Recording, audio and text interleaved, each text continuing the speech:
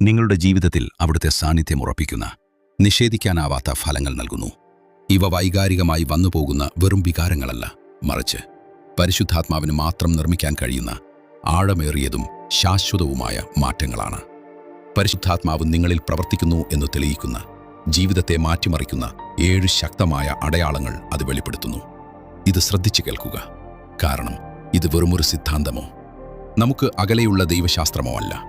ഇത് നിങ്ങളുടെ നിത്യതയെയും ദൈവത്തിൻ്റെ പൈതൽ എന്ന നിലയിലുള്ള നിങ്ങളുടെ ഉറപ്പിനെയും കുറിച്ചുള്ളതാണ്. നാം ഈ സത്യങ്ങളിലൂടെ ഒരുമിച്ച് സഞ്ചരിക്കുമ്പോഴേക്കും പരിശുദ്ധാത്മാവിനാൽ നിറയുക എന്നതിൻ്റെ അർത്ഥം നിങ്ങൾക്ക് വ്യക്തമായി മനസ്സിലാകും. നിങ്ങളിൽ കുറവുണ്ടെന്ന് തോന്നിയാൽ ചോദിക്കാനും അന്വേഷിക്കാനും പുതുതായി നിറയ്ക്കപ്പെടാനും ദൈവം നൽകുന്ന ക്ഷണം നിങ്ങൾ കണ്ടെത്തും. അവിടുത്തെ ആഴത്തിൽ അറിയാനുള്ള നിങ്ങളുടെ നിമിഷമാണിത്. പരിശുദ്ധാത്മാവിൻ്റെ സാന്നിധ്യത്തിൽ സമാധാനം കണ്ടെത്താനുള്ള നിങ്ങളുടെ നിമിഷമാണിത്. 1. ഹൃദയം പുതുക്കിപ്പണിയുന്ന വീണ്ടും ജനനം. പരിശുദ്ധാത്മാവ് ഒരാളുടെ ജീവിതത്തിലേക്ക് വരുമ്പോൾ അതിൻ്റെ ആദ്യ അടയാളം പുറമേയല്ല ദൃശ്യമാവുക, മറിച്ച് ഹൃദയത്തിൻ്റെ ഏറ്റവും ആഴമേറിയ ഇടത്തിലാണ് അതിൻ്റെ മാറ്റം കാണപ്പെടുന്നത്. ബൈബിൾ ഇതിനെ വീണ്ടും ജനനം എന്ന് വിളിക്കുന്നു. ഇതൊരു ഉപമയല്ല. ഈ പുതിയ ജനനം പരിശുദ്ധാത്മാവിൻ്റെ ആഗമനത്തിൻ്റെ അടയാളമാണ്. അത് വ്യാജമായി നിർമ്മിക്കാൻ കഴിയാത്ത വിധം തീവ്രമായ ഒരു മാറ്റമാണ്.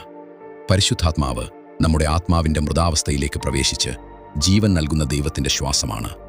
ഒരിക്കൽ ദൈവത്തെ എതിർത്ത ഹൃദയം അവിടത്തേക്കായി വാഞ്ചിക്കാൻ തുടങ്ങുന്നു. ഒരിക്കൽ പാപത്തിന് പിന്നാലെ പോയിരുന്ന ആഗ്രഹങ്ങൾ നീതിയിലേക്ക് മാറാൻ തുടങ്ങുന്നു. അഹങ്കാരത്തിലോ സ്വാർത്ഥതയിലോ നിരാശയിലോ വേരൂന്നിയിരുന്ന പഴയ സ്വത്വം മങ്ങാൻ തുടങ്ങുന്നു. ക്രിസ്തുവിലുള്ള പുതിയ സ്വത്വം വേരൂന്നി വളരുന്നു. നിങ്ങളിലെന്തോ മാറ്റം സംഭവിച്ചിരിക്കുന്നു എന്നതിൻ്റെ നിഷേധിക്കാനാവാത്ത തെളിവാണ്. നിങ്ങളിലെന്തോ ഒന്ന് ദൈവത്തിനായി നിലവിളിക്കുന്നു. മറ്റൊന്നിനും നിങ്ങളെ തൃപ്തിപ്പെടുത്താൻ കഴിയില്ല.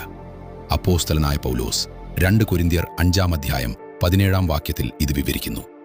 ഒരുത്തൻ ക്രിസ്തുവിലായാൽ അവൻ പുതിയ സൃഷ്ടിയാകുന്നു. പഴയതു കഴിഞ്ഞുപോയി, ഇതാ എല്ലാം പുതിയതായി തീർന്നിരിക്കുന്നു. ആ പുതിയ സൃഷ്ടി പരിശുദ്ധാത്മാവിൻ്റെ വിരലടയാളമാണ്. നിങ്ങളിപ്പോഴും പോരാടിയേക്കാം, നിങ്ങളിപ്പോഴും വീണുപോയേക്കാം.